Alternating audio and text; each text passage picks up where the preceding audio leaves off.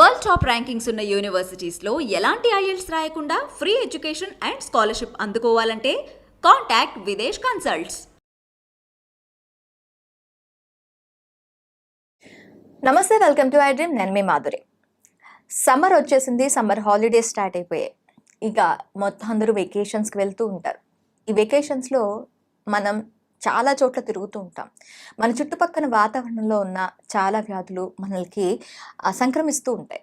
మరి అలాంటి వ్యాధుల సంక్రమణ కానీ, మనకి ఎక్కువగా ఎండల్లో తిరుగుతూ ఉంటాం, సన్ స్ట్రోక్స్, హీట్ స్ట్రోక్స్ అనేవి చాలా తగులుతూ ఉంటాయి. సో వాటన్నిటిని ఎలా అంటే ముఖ్యంగా పిల్లలకి సంబంధించి ఒకవేళ సన్ స్ట్రోక్స్ కానీ వ్యాధులు అంటే సమ్మర్లో మ్యాక్సిమం మనకి మసూచి చూస్తూ ఉంటాం, చికెన్ పాక్స్ చూస్తూ ఉంటాం, ఇలా చాలా చాలా చూస్తూ ఉంటాం. సో వీటన్నిటిని ఎలా అరికెట్టుకోవాలి, వచ్చిన తర్వాత ఎలా అరికట్టాలి, అసలు రాకుండా ఎలాంటి జాగ్రత్తలు తీసుకోవాలి, ఇవన్నీ డీటెయిల్గా చెప్పడానికి మనతో పాటు ఉన్నారు పీడియాట్రిషియన్ డాక్టర్ సుధీర్ రెడ్డి.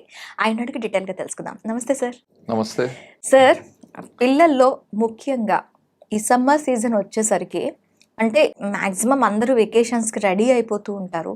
వెకేషన్స్కి వెళ్ళేటప్పుడు పిల్లలకి తీసుకోవాల్సిన జాగ్రత్తలు ఏంటంటారు? సామాన్యంగా మనము పిల్లలు పూర్తి 1 ఇయర్ స్కూల్లో చదువుకొని వారి అకాడమిక్స్లో బిజీ ఉండి సమ్మర్ రాగానే డెఫినెట్లీ వాళ్ళకు ఒక ఎంతూజియాజం అనేది ఉంటుంది. బయటికి వెళ్ళాలా, హాలిడేకి వెళ్ళాలా, వేరే యాక్టివిటీస్లో పార్టిసిపేట్ చేయాలా, ఇవన్నీ ఉంటాయి కనుక తల్లిదండ్రులు కూడా వారి పిల్లల ఇంట్రెస్ట్ ప్రకారము, ఎంతూజియాజం ప్రకారము డెఫినెట్లీ వాళ్ళని బయటికి తీసుకుపోవాలనే ఉద్దేశంతో సమ్మర్ హాలిడేస్లో సామాన్యంగా ట్రిప్స్ ప్లాన్ చేసేది ఉంటుంది. అయితే గుర్తుపెట్టుకోవాల్సింది ఏంటంటే, ముఖ్యంగా హాలిడేస్లో వెకేషన్ వెళ్ళొచ్చు కరెక్టే, కానీ ideally they have to plan the holiday before the peak summer. అంటే మనకు ముఖ్యంగా మన దగ్గర after April 15, 20th to June 10th వరకు ముఖ్యంగా చాలా వేడి ఉంటుంది. అట్లాంటి టైంలో వీలైనంత మటుకు అవుట్డోర్ వెకేషన్ అనేది వీలైనంత మటుకు తక్కువగా ప్లాన్ చేసి, ఒకవేళ వెళ్ళినా కూడా they have to plan it so that they are not exposed. అంటే పీక్ సన్ హీట్ ఏదైతే ఉంటుందో 11 o'clock to 3 o'clock మధ్యలో ఆ సన్ ఎక్స్పోజర్ అవాయిడ్ చేసినట్టయితే తప్పకుండా మనకు we can avoid the heat related damage. దాంతోపాటు పిల్లలకు కూడా డిసప్పాయింట్ చేయకుండా వారి ఇంట్రెస్ట్ ప్రకారము we can carry out. Okay. అంటే ఈ సమ్మర్లోని వాళ్ళు వెకేషన్కి వెళ్తున్నారు అనుకోండి, వాళ్ళతో పాటు క్యారీ చేయాల్సిన ఐటమ్స్ కొన్ని ఉంటాయి. మెడిసిన్స్ కానీ, వాళ్ళకి ఇచ్చే వాటర్ విషయంలో కానీ చాలా జాగ్రత్తలు తీసుకోవాల్సి ఉంటుంది.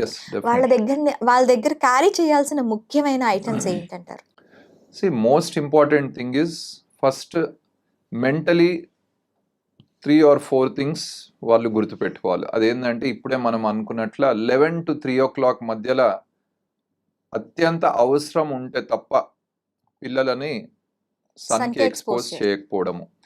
అదేవిధంగా హైడ్రేషన్, ఏదైతే మనము డైలీ వాటర్ కన్జంప్షన్ ఉంటుందో అది పిల్లల్లో ఎట్టి పరిస్థితిలో వారు తమ ఏజ్కి తగినట్ల వాటర్ ఇంటేక్ తీసుకుంటున్నారా లేదా అనేది పిల్లలు, పేరెంట్స్ తప్పకుండా అది గుర్తుపెట్టుకోవాలి. As a thumb rule what they can remember is ఒక 8 ounce కప్ అంటే రఫ్లీ అబౌట్ 250 ml కప్ మనం సైజ్ తీసుకుంటే ఏజ్ ప్రకారము that cup into the age of the child, that much is the quantity of the water that child should have. For example, ఉదాహరణకు ఒక 3-year-old child ఉన్నాడు. So మనం 8 ounce cup అంటే 250 ml cup into 8 into 3 years. So రఫ్లీ it will be 250 ml, 750 ml. So రఫ్లీ that amount of water they have to consume per day. అదే విధంగా 10-year-old ఉన్నాడు. 10-year-old you should ensure that that child is able to take that అంటే 250 into 10, 2500 ml of water per day. Okay, తీసుకోవాలి. గుర్తొచ్చినప్పుడు అంతా SIPs of water తీసుకుంటూ ఉంటే తప్పకుండా మనకు డిహైడ్రేషన్ ప్రాబ్లం రాకుండా చూసుకోవచ్చు. అదేవిధంగా ముఖ్యంగా ఈ ట్రావెలింగ్ అప్పుడు బయట ఫుడ్ కానీ కన్జంప్షన్ తోటి కానీ, లేకుంటే ఇంప్యూర్ వాటర్, లేకుంటే హ్యాండ్ వాష్ చేయకపోవడంతో, పిల్లలు బయటి పదార్థాలు తినడంతో అతిసార డయేరియా అనేది వచ్చే అవకాశం ఉంటుంది. అయితే ముఖ్యంగా ఈ డయేరియాకు 90% of the treatment is to replenish the losses. అంటే ఏవైతే వాటర్ మోషన్లో వెళ్ళిపోతుందో, ఏదైతే ఎలక్ట్రోలైట్స్ లవణాలు ఏవైతే అంటామో అవన్నీ మోషన్లో ఏదైతే పోతుంటుందో అది రీప్లెనిష్ చేయడానికి ఎలక్ట్రాల్ శాషేస్ అనేది, that is one of the biggest inventions of this century. And Okay. Easily they can carry it in there bag. అది అప్పటికప్పుడు మనము 1 లీటర్ ప్యాక్లను 200 ml ప్యాకెట్లను వాటర్లను ఒక ప్యాకెట్ కలిపి ప్రతి 2-3 నిమిషాలకు పిల్లలకు మోషన్స్ అయ్యే పిల్లలకు, వాంతులు అయ్యే పిల్లలకు అవి తాపుతుంటే automatically it will prevent dehydration. అంటే ఇవి నార్మల్‌గా ఆ సింప్టమ్స్ అంటే వామిటింగ్స్, మోషన్స్ లేని పిల్లలకి కూడా ఇవ్వచ్చా? Ideally plain water is sufficient. Hmm. Electral water మనం ఎప్పుడు ఇస్తామంటే ఏమన్నా heat related injuries like heat cramps కానీ, హీట్ టిటానీ కానీ, లేకుంటే హీట్ ఎగ్జాషన్ అట్లాంటివి ఉంటే తప్పకుండా ఎలక్ట్రాల్ అనేది ఇవ్వచ్చు. But in place of water ఉట్టిగా plain water is sufficient rather than taking Electral water unless there is some loss of electrolytes also. అంటే డీహైడ్రేషన్ అయ్యి అట్లాంటి పరిస్థితిలో తప్పకుండా Electral they can take. But otherwise as far as the child is taking normal water, ఆయన ఏజ్కి తగినట్ల rehydration daily water content తీసుకుంటే మనకు there is nothing to worry. And Okay. ముఖ్యంగా ఇంకోటి, మనం ఈ హాలిడేస్కి వెళ్ళేటప్పుడు పిల్లలని ఎట్టి పరిస్థితిలో కార్లో వదిలిపెట్టి ఒంటరినే వదిలిపెట్టి బయటికి వెళ్ళడం చేయొద్దు. ఎందుకంటే బయట టెంపరేచర్ కంటే కార్లో టెంపరేచర్ ఇంకా ఎక్కువ అయ్యే అవకాశం ఉంటుంది. హ్మ్. So they will be expose too much higher temperature. So అది కూడా గుర్తుపెట్టుకోవాలి. హాలిడేకి వెళ్ళినప్పుడు పిల్లలని వదిలిపెట్టి వారు బయటికి పోయి హాఫ్ అన్ అవర్ వచ్చే లోపలనే child can get absolutely dehydrated and he can suffer with all the heat related injuries. Okay. ఇది ఒక మెయిన్ ప్రికాషన్. అంటే మాక్సిమం పిల్లలు ఆ ఎండలో ఎందుకు తిప్పటం అని చెప్పి కార్‌లో వదిలిపెట్టి వెళ్తూ ఉంటారు. ఎగ్జాక్ట్లీ. అది నాట్ ఓన్లీ పిల్లలు, మనం కూర్చున్నా కూడాను ఆ డీహైడ్రేషన్ అనేది Definitely. ఖచ్చితంగా ఉంటుంది. డెఫినెట్లీ. మనకి ఎంతవరకు ఏసీ కన్జంప్షన్ ఉంటుందో అంతవరకే Yes, చల్లగా yes. ఉంటుంది. ఆఫ్టర్ దెన్ చాలా వేడిగా ఉంటుంది. వీలైనంత మటుకు క్లోదింగ్ కూడా హ్మ్. సమ్మర్లో తప్పకుండా టైట్ క్లోదింగ్ అనేది అవాయిడ్ చేసి కాటన్ క్లోదింగ్, వైట్ క్లోదింగ్ అనేది స్ట్రెస్ చేస్తే తప్పకుండా మనకు హీట్ రిలేటెడ్ ఇంజురీస్ తక్కువ చేసుకునే అవకాశం ఉంటుంది. So Light cotton colours. Clothing and loose fitting clothing is also important. And light colours. Light colours rather than wearing black and trying to observe all the heat. ఇంకా పిల్లలకి summer camps అనేవి ఎక్కువగా మనకి ఈ సీజన్‌లోనే పెడుతూ ఉంటారు. Yes. సమ్మర్ క్యాంప్స్ ఎంచుకోవటంలో తల్లిదండ్రులు ఎలాంటి జాగ్రత్తలు తీసుకోవాలంటారు?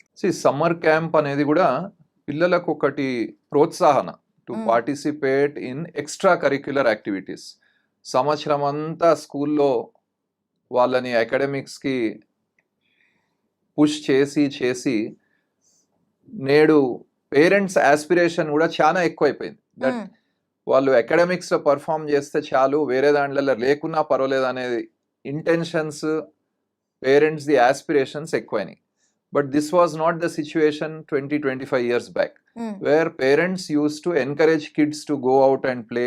వాళ్ళని వేరే యాక్టివిటీస్లో పార్టిసిపేట్ చేయడము ఇవన్నీ ఎంకరేజ్ చేస్తుండే. సో ఇప్పుడు సమ్మర్లో వెకేషన్లో కానీ సమ్మర్ క్యాంప్స్ కూడా usually people are taking precautions so that early morning లేదా ఆఫ్టర్ 5 o'clock అప్పుడు టెంపరేచర్స్ తక్కువ ఉన్నప్పుడు ఇవి ఆర్గనైజ్ చేస్తుంటారు. Definitely children should be encourage to participate in that. Only thing 11 to 3 o'clock మధ్యలో when it is very very hot, that is the time we should avoid. Okay. Otherwise early morning and early night whatever exercise అనేది కానీ బయట outdoor exercise అవన్నీ they should be nurtured to finish it during those early hours or late evening hours. Okay. ఇంకా మనకి ఈ సమ్మర్‌లో ఎక్కువగా సంక్రమించే వ్యాధుల్లో ఇప్పుడు మీరు చెప్పే అతిసారమే కాకుండా, అంటే మోషన్సే కాకుండా మశూచి కానీ, తర్వాత ఆటలమ్మ కానీ చాలా ఎక్కువగా చూస్తూ ఉంటాం డాక్టర్. సో, ఇవి రాకుండా ఎలాంటి జాగ్రత్తలు తీసుకోవాలి? అండ్ వచ్చిన తర్వాత వీళ్ళకి అంటే ఆటలమ్మకి కానీ, మస్సుచికి కానీ మెడికేషన్ అనేది ఎక్కువగా మన భారతీయ సంస్కృతిలో ఇవ్వటం జరగదు. సో, వీటికి వచ్చిన తర్వాత ఎలాంటి ప్రికాషన్స్ తీసుకోవాలి? ఫస్ట్ థింగ్ ఏంటంటే ఇప్పుడు మీజిల్స్కి కానీ చికెన్ పాక్స్కి కానీ మన దగ్గర very effective vaccines are available. Hmm. ప్రతి ప్రభుత్వ ఆసుపత్రిలో మీజిల్స్ వ్యాక్సినేషన్ ఉచితంగా ఇవ్వబడుతున్నాయి. So first and foremost thing is vaccination. Okay. ఎలాంటి అపోహాలు పెట్టుకోకుండా, ఎలాంటి ఆలోచనలు పక్కింటి వాళ్ళు చుట్టాలు చెప్పే అడ్వైజ్లు పాటించకుండా డాక్టర్ సలహా ప్రకారము ఏజ్ అప్రోప్రియేట్ వ్యాక్సినేషన్ అంటే మీజిల్స్కి 9 months నిండంగానే వ్యాక్సిన్ ఇస్తారు, 15 monthsకి ఒక బూస్టర్ ఇస్తారు. అదేవిధంగా చికెన్ పాక్స్కి కూడా వ్యాక్సిన్ ఇస్తారు, 15 monthsకి ఒకటి, మళ్ళీ బూస్టర్ ఒకటి 18 monthsకి ఒకటి. Chicken pox vaccine is available. So ఎప్పుడైనా prevention is better than cure అని మనము చిన్నప్పటి నుంచి చెప్తూనే ఉంటారు మన టీచర్లు, పేరెంట్స్ అందరూ. So always first thing is vaccination. So vaccine is available, అది చాలా సేఫ్ వ్యాక్సిన్. తప్పకుండా అందరు పిల్లలకు వ్యాక్సినేషన్ అయితే ఇప్పియాలి. ఆ తర్వాత ఒకవేళ వ్యాధి వచ్చిందంటే ముఖ్యంగా మీజిల్స్ అనేది కంపేర్ టు చికెన్ పాక్స్ ఇంకా గంభీర స్థితికి వెళ్ళే అవకాశం ఉంటుంది. మీజిల్స్ వచ్చిన తర్వాత ఆ పిల్లలకు హై టెంపరేచర్ రావడము, ర్యాష్ కావడము, కళ్ళు ఎర్రగా కావడము, మింగలేకపోవడం, తినలేకపోవడము, అదేవిధంగా దాని కాంప్లికేషన్స్ తోటి నిమ్ము చేరడము, దగ్గు రావడము, ఆక్సిజన్ అందకపోవడము, మోషన్స్ కావడము, ఇవన్నీ కూడా మీజిల్స్ రిలేటెడ్ కాంప్లికేషన్స్. ఇంకా కొన్ని సందర్భాల్లో అది మెదడుకు వ్యాపించి ఎన్కెఫలైటిస్ అనే కాంప్లికేషన్స్ కూడా వచ్చే అవకాశం ఉంటుంది. అయితే ముఖ్యంగా ఇలా వచ్చిన పిల్లల్లో, మీజిల్స్ వచ్చిన పిల్లల్లో విటమిన్ ఏ డిఫిషియన్సీ కూడా వచ్చి వారికి రేచీకట్ వచ్చే అవకాశం కూడా ఉంటుంది. సో అలాంటి మీజిల్స్ వచ్చినప్పుడు తప్పకుండా డాక్టర్ని సంప్రదించి విటమిన్ ఏ సప్లిమెంటేషన్ తీసుకొని దాని ప్రకారము పారాసిటమాల్, జ్వరం తగ్గియనికి పారాసిటమాల్ అవన్నీ తీసుకొని, అదేవిధంగా దాని కాంప్లికేషన్స్ ఏవైతే ఉంటాయో దానికి ఫర్ ఎగ్జాంపుల్ లూజ్ మోషన్స్ కానీ, వాంతులు కానీ, నిమ్ము కానీ చేరితే దానికి తగినైన సెకండరీ ఇన్ఫెక్షన్ కంట్రోల్ చేయడానికి యాంటీబయాటిక్ తీసుకుంటే తప్పకుండా మనం వ్యాధిని కంట్రోల్ చేయవచ్చు. ఇప్పటికి మనం కొన్ని ఊర్లలో చూస్తూ ఉంటాము. మీజిల్స్‌కి సంబంధించి వేపాకు పెట్టటం, వాళ్ళ చుట్టూ వేపాకు పెట్టటం అండ్ ధూపం వేయటం. ఆ తర్వాత వాళ్ళకి ఏదైనా కొంచెం ఇచ్చింగ్ అనిపించినా కూడాను వేప మండలతోనే గోక్కోమనటం, ఇలాంటివన్నీ చేస్తూ ఉంటారు. సో ఇవి ఎంతవరకు సేఫ్ అంటారు? ఇప్పుడు మెడికేషన్ కూడా ఇవ్వరు వాళ్ళకి. సో అదే వాళ్ళకి ఇదన్నమాట.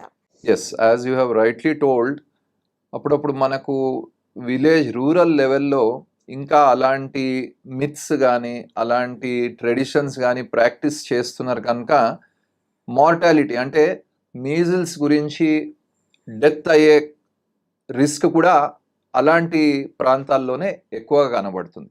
So as it is our duty as a doctor, as educated people to tell them that measles వచ్చిన తర్వాత కూడా దానికి తగిన చర్యలు తీసుకుంటే తప్పకుండా దాంతో వచ్చే డ్యామేజ్ కానీ కాంప్లికేషన్స్ కానీ తగ్గియొచ్చు అనేది we have to educate them and get them out of that unscientific practices. Okay. అంటే అది నిజంగా దాంతో మనకి ఏమైనా లాభం ఉందంటారా? అసలు లేదు. స్ట్రైట్ ఆన్సర్, దాంతో వచ్చే లాభం ఏం లేదు, not at all.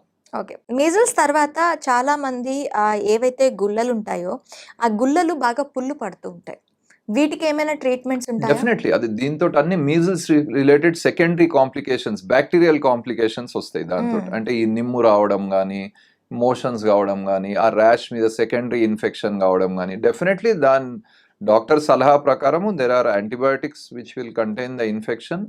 And most important is as we said, ఈ విటమిన్ ఏ లోపం ఏదైతే వస్తుందో మీజిల్స్ వచ్చిన పిల్లల్లో కంటి రేచీకటితో పాటు స్కిన్ కానీ, ఇంటెస్టైన్స్, పేగుల్లో ఆ సెల్స్ ఏవైతే డైలీ తయారవుతుంటో అది కూడా విటమిన్ ఏ లోపంతో ఎక్కువ చక్కగా డెవలప్మెంట్ కాకపోయేసరికి మనం once we give vitamin A supplementation ఈ కాంప్లికేషన్స్ అన్ని ఆల్మోస్ట్ జీరోకి వచ్చేస్తాయి.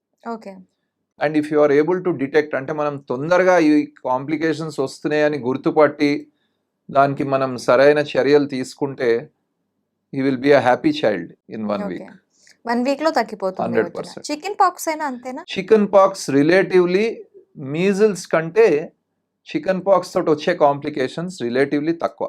ఓకే. కానీ అన్వాక్సినేటెడ్ ఇండివిజువల్స్లో లేదా సెకండరీ కేసెస్ అంటే ఇంట్లో ఒకరికి వచ్చి తర్వాత వేరే పిల్లలకు ఎవరికైతే వస్తుందో వాళ్ళకి సివియరిటీ ఎక్కువ ఉంటుంది ఓకే. సామాన్యంగా. వ్యాక్సినేటెడ్ చిల్డ్రన్లో చికెన్ పాక్స్ వచ్చే అవకాశం ఉంటుంది కానీ దాంట్లో వెరీ ఫ్యూ చికెన్ పాక్స్ నీటి బుడగల్లాగా లీజన్స్ వస్తాయి. కానీ unvaccinated individuals or secondary contact వాళ్ళ దాంట్లో అప్పుడప్పుడు 400-500 లీజన్స్ కూడా రావచ్చు బాడీ పైన. కానీ రిలేటివ్లీ మీజిల్స్ తో వచ్చే కాంప్లికేషన్స్ మనకు రిలేటివ్లీ చికెన్ పాక్స్ లో తక్కువగా కనబడుతుంటుంది. ఓన్లీ థింగ్ కాస్మెటిక్ మనకు ఆ స్కారింగ్ కానీ ఆ మరకలు ఉంటాయి కనుక so parents also will be very anxious. So best solution is take the vaccine. It is available. Go head and take it. Okay. వచ్చిన తర్వాత కూడా సేమ్ మెడికేషన్స్ ఉంటాయా? వచ్చిన తర్వాత మెడికేషన్స్ ముఖ్యంగా usually below 1 year and about 12 years లో ఈ chicken pox అనే వ్యాధి సివియరిటీ ఎక్కువ ఉంటుంది. అంటే based on the number of lesions అంటే బాడీ మీద ఏదైతే ఈ నీటి బుడగల్లాగా ర్యాష్ వస్తుందో below 1 year and above 12 years లో వాళ్ళ కాంప్లికేషన్స్ కొన్ని వచ్చేటివి ఎక్కువ ఉంటుంది కనుక వాళ్ళని we aggressively treat with antiviral medication or secondary cases ఎందుకంటే వాళ్ళకు కూడా సివియర్గా వస్తుంది కనుక. But between 1 to 12 years severity relatively తక్కువ ఉంటుంది కనుక there are 2 schools of thoughts. కొంతమంది doctors say that you need not treat them because it is self limiting అంటే దానంతకు అది తగ్గిపోతుంది 1 week లో అని. కొంతమంది దే గివ్ యాంటీవైరల్ ఏసైక్లోవిర్ ఏదైతే అవైలబుల్ ఉంటుందో అది వాడతారు. ఓకే. ఇంకా మనకి చికెన్ పాక్స్ తర్వాత ఇప్పుడు మనకి మిజిల్స్, సన్ స్ట్రోక్ ఇవన్నీ కాకుండా ఇంకా ఏవైనా వచ్చే అవకాశాలు ఉంటాయంటారా వ్యాధులు? ఈ హీట్ రిలేటెడ్ అంటారు కదా. మోస్ట్లీ ఏమవుతుందంటే మనకు బాడీలో ఒకటి టెంపరేచర్ రెగ్యులేట్ చేసే మెకానిజం ఉంటుంది. ఓకే. సమ్ టైమ్స్ సడన్లీ ఏమవుతుందంటే మనము when we get expose to high temperatures ఆ రెగ్యులేటింగ్ మెకానిజం పనిచేయడం స్టాప్ అయిపోతుంది. నార్మలీ మనకు 36.5 to 37.5 degrees centigrade లో టెంపరేచర్ మెయింటైన్ చేస్తుంటుంది అది. అంటే it won't allow the body temperature to go beyond 99.5 degree Fahrenheit. So అప్పుడప్పుడు ఏమవుతుంది సడన్ గా మనము హై టెంపరేచర్స్ కి ఎక్స్పోజ్ అయినప్పుడు టెంపరేచర్ రెగ్యులేటరీ మెకానిజం ఫెయిల్ అయ్యే అవకాశం ఉంటుంది. దాన్ని హైపర్ పైరెక్సియా అంటాం. Temperature will go beyond 99.5. It is different from fever. Fever మనది response body response to some infection or inflammation.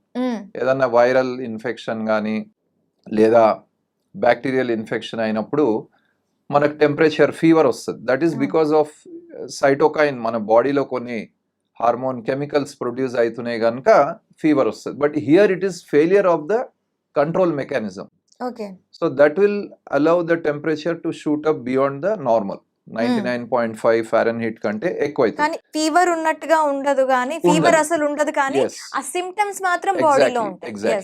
ఇది చాలా దట్ ఈస్ బికాస్ మనము ఎంత హీట్ కి ఎక్స్పోజ్ అవుతున్నాము ఎంతసేపు ఎక్స్పోజ్ అవుతున్నాము దాన్ని బట్టి దాని హీట్ రిలేటెడ్ ప్రాబ్లమ్స్ రావచ్చు. ఫర్ ఎగ్జాంపుల్ మనకు child might be active but because he's exposed to the extreme temperatures minor things like చెమటకాయలు అంటాం మనం, మిలియేరియా అంటాం ఇంగ్లీష్ లో. సో చెమట కురుపుల్లాగా వస్తాయి. That is also heat related. అదే విధంగా కొంతమంది పిల్లల్లో కొంచెం కాళ్ళ వాపులు కానీ చేతులు వాపులు కావచ్చు, హీట్ రిలేటెడ్ ఎడిమా అంటాం. అప్పుడప్పుడు అలర్జిక్ ర్యాష్ రావచ్చు బాడీ మీద. దీంట్లో అన్నిట్లో ఏమవుతుందంటే temperature is relatively normal for the child but still those effects are related to the exposure to the heat. అదే విధంగా మనము టెంపరేచర్ ఇంకా హీట్ ఎక్స్పోజర్ అయ్యి మన బాడీ ఆ ఎక్కువ హీట్ ని డిసిపేట్ చేయలేకపోతుందంటే అది స్పెక్ట్రమ్ లాగా ఇవన్నీ ఒక దిక్కు ఉంటాయి. Which are relatively okay, which are manageable. అది హీట్ ఎక్స్పోజర్ ఎక్కువ అయ్యే కొద్దీ మన బాడీ కంట్రోల్ చేయలేకపోతుంది, మనం హీట్ ఎక్కువ డెసిపేట్ చేయలేకపోతున్నాము, అదేవిధంగా హైడ్రేషన్ అయితలేదు అంటే ఇంకా వర్స్ట్ కాంప్లికేషన్స్ వస్తాయి. అవి ఏంటంటే హీట్ రిలేటెడ్ క్రాంప్స్ అంటాం, హీట్ టెటనీ అంటాం. హీట్ క్రాంప్స్ అంటే అప్పుడప్పుడు అథ్లీట్స్ కానీ స్పోర్ట్స్ పిల్లలు ఎవరన్నా ఎండలో ఆడి ఛాన్స్ సేపు ఎండకి ఎక్స్పోజర్ అయ్యి వచ్చినప్పుడు వాళ్ళకి విపరీతమైన మసిల్ పెయిన్స్ వస్తాయి రాత్రి, అవును. ముఖ్యంగా పిక్కలలో నొప్పులు రావడము. That is because of the heat related injury. అంటే అప్పుడు టెంపరేచర్ మెల్లగా it is going to up to 40 degrees centigrade అక్కడ వరకు అవుతుంది, నాట్ బియాండ్ 40, బట్ 40 వరకు వచ్చే వరకు ఈ హీట్ క్రాంప్స్, విపరీతమైన కాళ్ళ నొప్పులు, నడవలేకపోవడం రాత్రి, ఇలాంటి సమస్య. అదేవిధంగా హీట్ టెటనీ అంటాం. అంటే ఈ హీట్ ఎక్స్పోజర్ తోటి డిహైడ్రేషన్తో పాటు కొంచెం లవణాలు కూడా తక్కువయ్యి ఏళ్ళు లేకుంటే కాళ్ళవి ఏళ్ళు వంకర పోవడము, నొప్పులు పట్టడము, నడవలేకపోవడము, హ్యాండ్స్ మంచిగా యూజ్ చేయకపోవడము, ఇది హీట్ రిలేటెడ్ టెటనీ అంటాం. అదేవిధంగా ఇంకా హీట్ ఎక్స్పోజర్ అవుతుంది అంటే next will be heat exhaustion. అట్లాంటి హీట్ ఎగ్జాషన్లో వాళ్ళకి temperature is 40 degrees, body temperature is going to 40, చక్కర్ రావడము, సింకోపే అంటాం, అంటే నిలబడలేకపోవడము, డిజినెస్ రావడము, తర్వాత గుండె ఫాస్ట్ కొట్టుకోవడము, ఊపిరి ఫాస్ట్గా తీసుకోవడము, వామిటింగ్స్ కావడము, హెడేక్ కావడము, చేతగానిపోతున్నాము, ఇవన్నీ హీట్ ఎగ్జాషన్ అంటాం. But nevertheless child is still conscious, unconscious లేడు, మెంటల్ స్టేటస్ అంతా నార్మల్ ఉంటుంది. బట్ ఇవన్నీ మొదలైతాయి మెల్లగా. ఇది కూడా మనం if you are not able to detect, then he will go into heat stroke, which is very very dangerous. అక్కడ కాన్షియస్నెస్ దెబ్బతినొచ్చు, child might become unconscious, coma కావచ్చు, నడవలేకపోవడము, ఫిట్స్ రావచ్చు. అదేవిధంగా ఇంక్రీజ్డ్ హార్ట్ రేట్తో పాటు బీపీ డౌన్ అయిపోవచ్చు, breathing difficulty కావచ్చు, లూజ్ మోషన్స్, వామిటింగ్స్ కావచ్చు. ఇవన్నీ complications are to one extreme. So కేవలం ప్రిక్లీ హీట్ నుంచి హీట్ స్ట్రోక్ వరకు, these are all the spectrum of heat related injuries. So ఆ మాక్సిమం బయటకు వెళ్ళే వాళ్ళు ఖచ్చితంగా వాళ్ళ చేతిలో వాటర్ బాటిల్ క్యారీ చేయాలి. అట్ ది సేమ్ టైం ఎప్పుడు ఎలా స్ట్రోక్స్కి మనం ఇదవుతామో తెలియదు కాబట్టి మనకి ఓఆర్ఎస్ కూడాను మన వెంట తీసుకెళ్తూ ఉండాలి. తీసుకుపోవాలి. వీలైనంత మటుకు ఒక టోపీ పెట్టాలా పిల్లల నెత్తి మీద, ఒక అంబ్రెల్లా పెట్టుకోవాలా. వీలైనంత మటుకు 11 గంటల నుంచి 3 గంటల వరకు బయటికి వెళ్ళొద్దు. కార్లో పిల్లలను వదిలిపెట్టొద్దు. కార్లో షేడ్ ఉంటుంది కదా అని వదిలిపెట్టే తప్పు చేయొద్దు. అత్యంత అవసరం ఉంటే తప్ప బయటికి వెళ్ళొద్దు. అండ్ ఈ ఎర్లీ డేంజర్ సైన్స్ అనేటివి గుర్తుపట్టుకొని డాక్టర్ని సంప్రదిస్తే we will be saving majority of the children from going into the complications. Okay, doctor. Thank you very much. Thank you.